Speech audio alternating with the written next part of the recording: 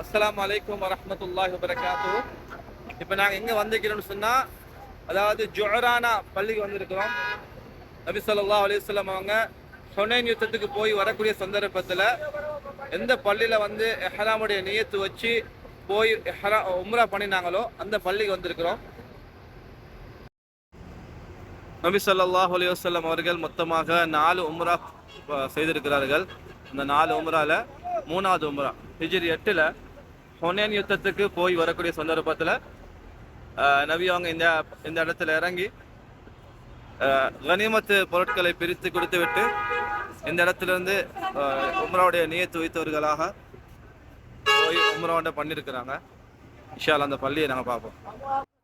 அல்லாஹு அல்லாஹ் அல்லாஹு அல்லாஹ் அர் ரஹ்மான் அர் ரஹீம் அல் மாலிகுல் அல் குத்தூஸ் அல்லாஹு அல்லாஹ் அல்லாஹு அல்லாஹ் அஸ்ஸலாம் அல் அஜீஸ் அல் ஜப்பார் அல் கஹார் அல் வஹாப் அல் ரஸா அல்லாஹு அல்லாஹ் அல்லாஹு அல்லாஹ் அர் ரஹ்மான் அர் ரஹீம் அல் மாலிகுல் அல் குத்தூஸ் அல்லாஹு அல்லாஹ்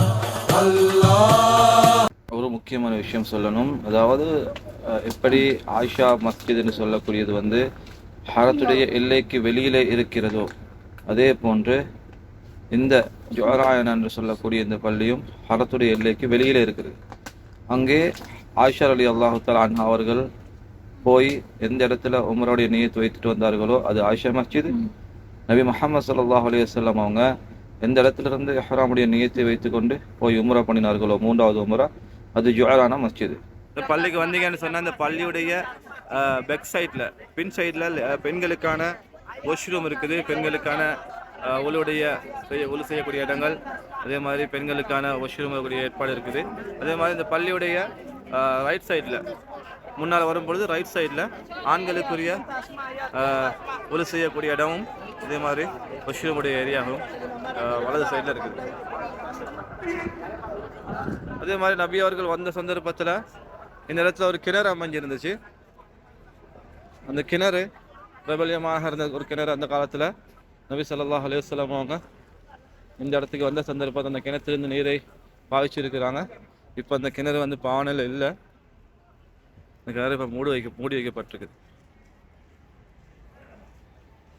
இந்த இடம் மறைக்கப்பட்டிருக்கு. அந்த இடத்த இந்த இடம் அந்த இடமே இப்போ பாவனையில் இல்லை.